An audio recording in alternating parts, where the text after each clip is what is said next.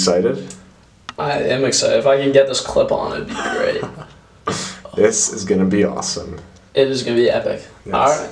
Let's I'm do ready this for an thing. interview. Yeah, Let's thank do you, this Ben. thing. Elijah, Ben, welcome to the show. thank you for having me. So basically what this podcast is about is I ask every person who's here what you think you're known for at WJ, or like what's something you're passionate about WJ. It doesn't have to be something that you think you're known for, but a project that you really care about. And basically like let the viewer, show the viewer really who you are. And just let that go. Alright, ignore that announcement. Yes, of course. So, things at WJ I think I'm known for would definitely be Mission 34, which I'm actually wearing a Mission 34 shirt right now. Perfect timing. Amazing. Mission 34 is a student-athlete mental health organization. So my sister first told me about it last year, and she was trying to bring it to her college, Elon. She recently graduated last year. But I brought Mission 34 to WJ after long talks with Heather Bonner, which is the CEO of Mission 34. Unfortunately, her son committed suicide, and she started this whole foundation after him to educate people and to eliminate the stigma around mental health and athletes talking about it. And it was the first high school chapter. She took a leap of faith, letting us bring it to high school. And I think we've been doing a really good job. A lot of people really love Mission 34, and I know it's been a positive force on WJ as a whole. When did you start this? So I got my board and everything. I was in communication with her for about 2 months before she finally gave me the okay, this is what you have to do. And I launched it around January. Yeah. And yes, it's been about 1.5 years. Ignore that. Let's play Zach calling again. And again, this is... Yeah. Take it on edit. There. I'm just gonna silence my phone.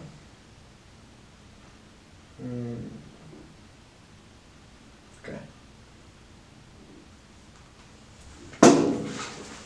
That's interesting. So you talk about the stigma around mental health and athletes. What is that stigma? So I've played sports all my life, and I played basketball a lot. I was on the JV team here for 2 years. Right. And I also play lacrosse. There's definitely stigma around athletes just saying how they feel. A lot of it stems from pressure to perform and pressure to be inhuman, which all of us are human. All of us get nervous before games. Right. And this just need to be perfect and be stoic all the time.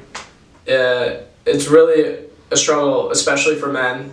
Not just all athletes, but especially for men, because you're not supposed to talk about your feelings. You're supposed to just be tough. Right. And really working around that and talking about your emotions, it's the tough thing to do.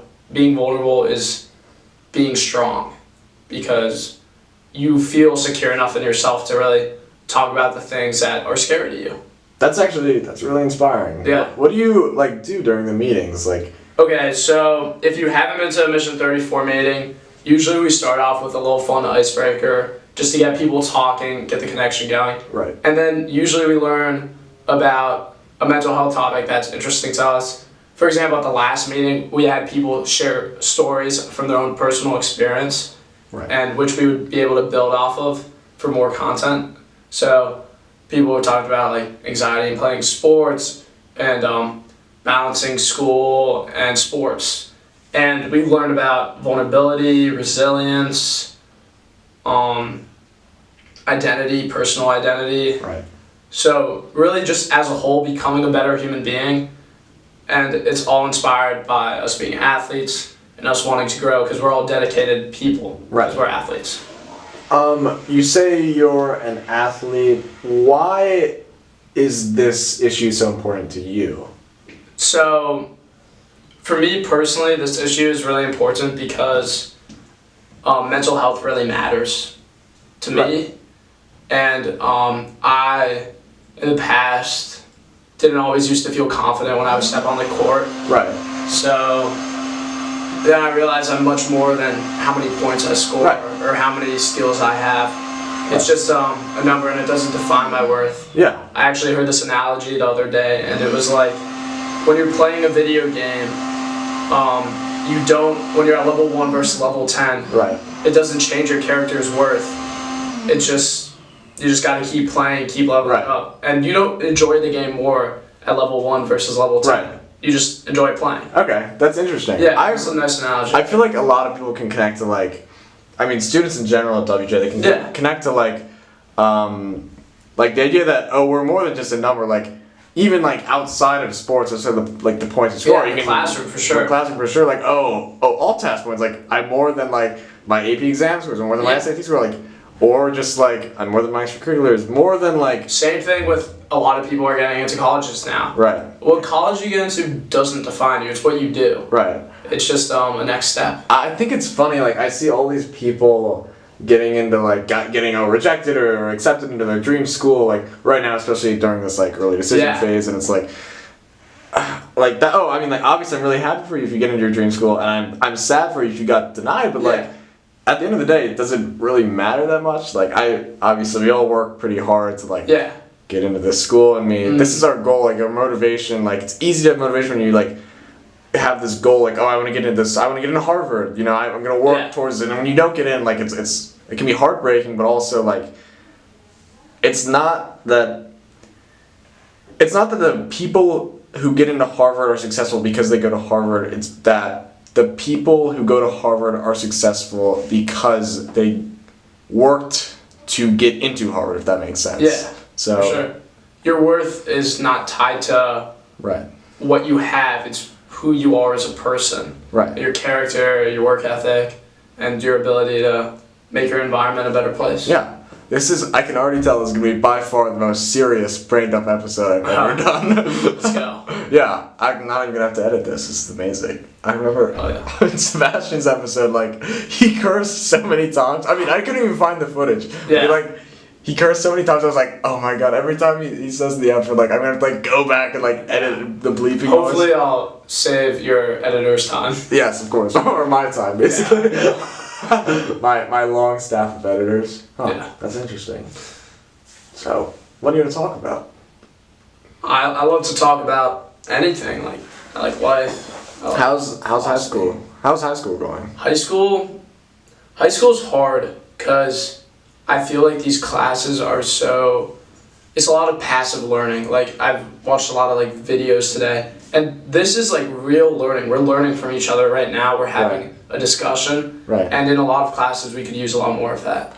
And it's hard because of the class sizes. It's hard to have like more interactions with teachers. Right. And when you really don't get something, it's hard to get individual help if you're not really applied. Yeah. Going to office hours. I noticed, like, when you say passive learning, are you talking about, like, going in the classroom, sitting down, somebody's talking to you, they're talking at you, you're not, like, they're having a conversation. The form of learning is discussing and teaching. Right. And so maybe it's good for the teachers, they're learning a lot, I guess, but they already know it, and we're the ones who need to know it. Right, exactly. So I think there's a lot of flaws within the school system. It's a systematic issue. I wrote my last pitch article about this. So getting really amped up about it. No, go ahead, yeah. Yeah, and I think also it's just such a waste of time. There's so many periods throughout the day where it's like, okay, you could have just emailed this to me, I could have done this practice on my own, instead of dragging it out for 45 minutes.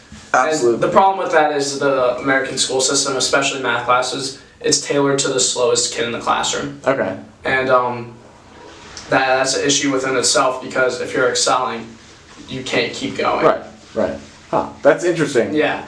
So when you say like tailored to the slowest kid in the classroom, or like it's tailored so everybody can catch up, everybody can understand. Yeah. But then those which is good. In really insanely hard classes, but if you're in a class where you're like, okay, I'm getting bored now. Yeah. Like, then it's an issue for sure. And like, maybe you don't want to take the hardest classes at WJ, but you also want to learn at a moderate pace. But like, you know, do you think there's a big like in between like, oh, super hard and like easy? Because I personally feel like, oh, I know like, I can name you a handful of like extremely difficult classes at WJ, and then I can list you like a couple below that, which are like definitely challenging. And then like the rest just fall into this like, oh, fake honors or on-level, like, Yeah. and, like, again, like, it's fine, like, I'm not, if you take honors or an on-level class, that's completely fine, that's your choice, but, like, my personal experience is that a lot of these classes, we just sit around, we don't do that much, like, and you don't learn I that agree. much. I mean, I'm in 2 honors math classes right now, Right. calculus and statistics. Right.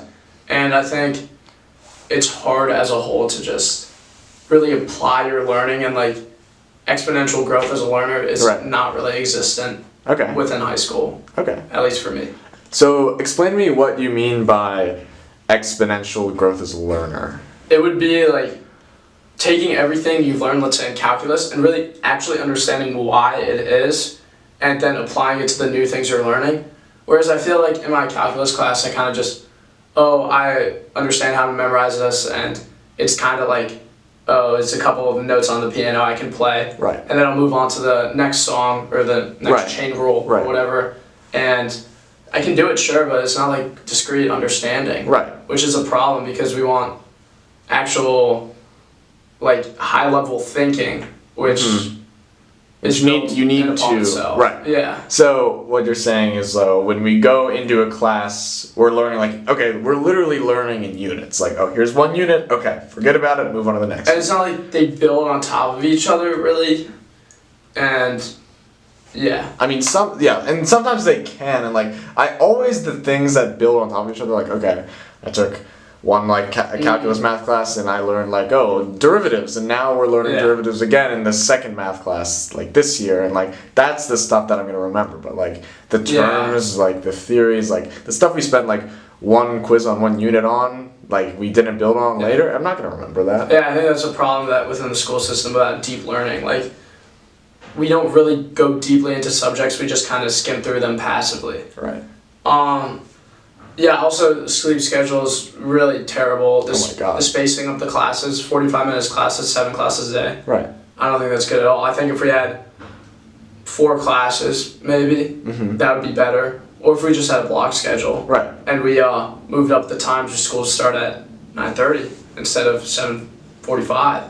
Which I know there's problems with that, but as high schoolers, we need to sleep the most. This is our developing years. Absolutely. When you say block schedule, you're talking about like one class period for an hour, so longer duration, so we can less actually class quantity. deeply get into the learning. Okay, that's like I've heard like definitely people argue for that, and some like people say like who argue against that is like, oh, we're gonna get bored, we're sitting in a class for an hour. We were just talking about like getting bored in a 45-minute class. So what about an hour class? Will we get bored in that? Well, that's my thing, is that we need to make the classes less boring. We need to make them more interactive and less passive. Right. And when you're in a really good class, you're not checking the clock. Right. It's when you're in one of those passive learning classes, you're like, what time is it? When can I get out of here? It feels like I'm 4 gonna hours. put my head down. Yeah. And it feels like the longest time in your life. But let's say I'm doing like a fun activity in philosophy where I'm discussing with people about this stuff.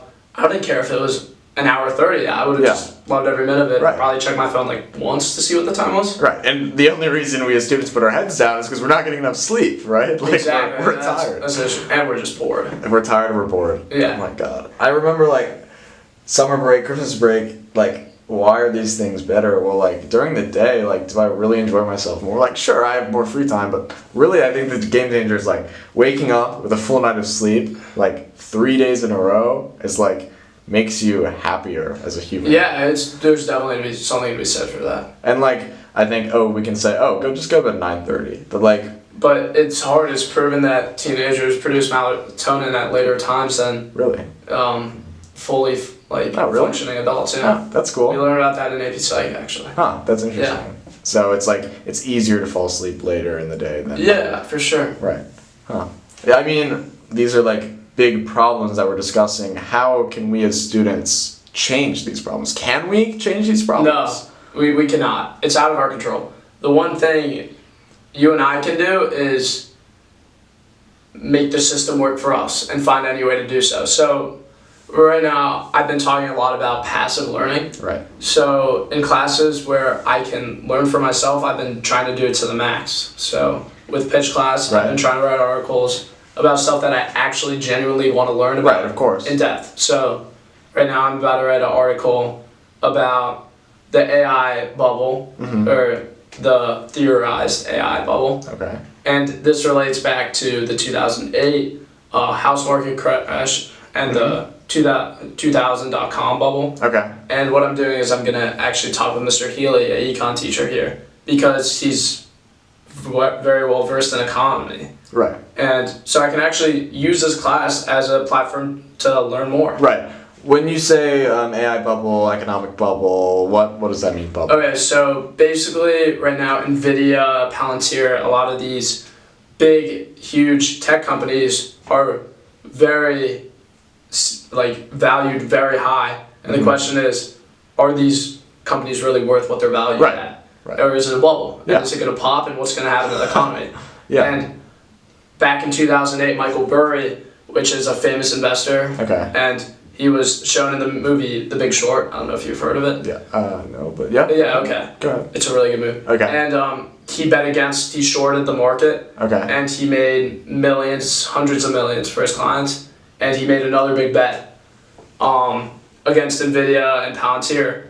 And I just watched The Big Short recently, and I was like, whoa, it's happening again. I'm able to watch this in real time. This is amazing. Yeah. So I used fourth period, the pitch, to use as an avenue to learn more. Right.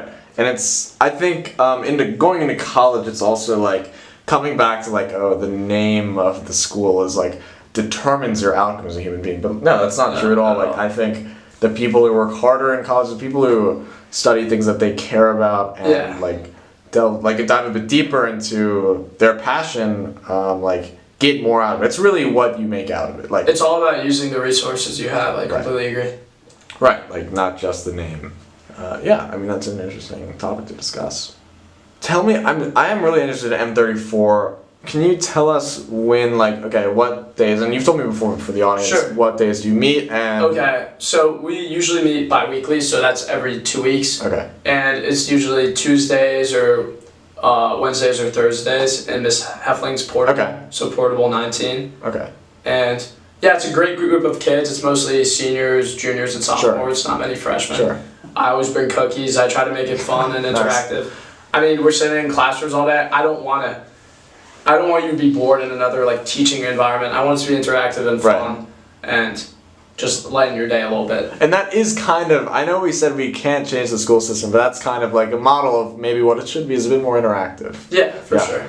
And you were talking about, I remember having a conversation with you about it before. Sure. You were talking about, you said it was a non-profit organization. Yeah. So can you define what's your goal? You're not a non-profit. You are a non-profit, sorry, and you're not trying to make profit. So what is your goal as an organization? How can you measure it? So I do not speak for the whole organization, of course. I'm just the president of the Walter Johnson. For the Walter Johnson chapter. Yeah. I think our goal is just to raise as much awareness as we can about Mission 34. So at least for me, when I leave, I'll know it's in good hands and that it makes an impact here at WJ for years to come. Right now, I think its biggest impact is just teaching people that they have the agency to really discuss with people about their mental health. It's not problems. I don't like mental health problems. Mental health, their feelings, their emotions, and really that just strengthens you overall when you talk to someone about something. And this kind of makes the right thing cool, having a club where all the seniors go talk about their mental health. And a lot of these people are good sports players. Right. They're cool kids. They're popular. They're cool. People, and they're coming talking about their mental health. And I think really making the right thing cool is the best thing you can do. That's really interesting, actually. Yeah. Huh. Okay, that's very cool. I hope you garner support with the thousands of views you're about to get from this episode. But I think we should wrap it up. But thank you so much. That was a very in-depth conversation. I really enjoyed that. Continue it sometime. That was better. Yeah. Okay. Thank you, Elijah. Yeah. And do you want to say bye to the audience? Do you want to say a catchphrase to say goodbye? What's your catchphrase? Take as much time as you need. Do you have any ideas? Let's see. Sebastian gave me a... You know the one from Anchorman where it's stay whatever, San Diego. Stay fresh, San Diego or something like that? It's not that. I know exactly what you're talking about. Let's go with stay fresh, Walter Johnson. No. No, you don't like that? Okay, no, I don't like it. Okay. Stay. What was it? Stay spicy, Walter Johnson. Stay sexy. Stay sexy. I'm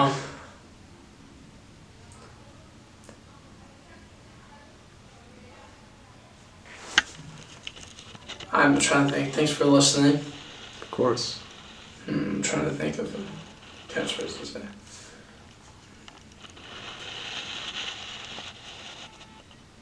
Stay sexy, Walter Johnson. That doesn't really go with the rest of the No, it doesn't. No. Stay happy, Walter Johnson. Yeah. Alright. I think stay sexy is better, but you know what? You go with what you want. Have yourself a day, Walter Johnson. Let's go. Oh, that's good.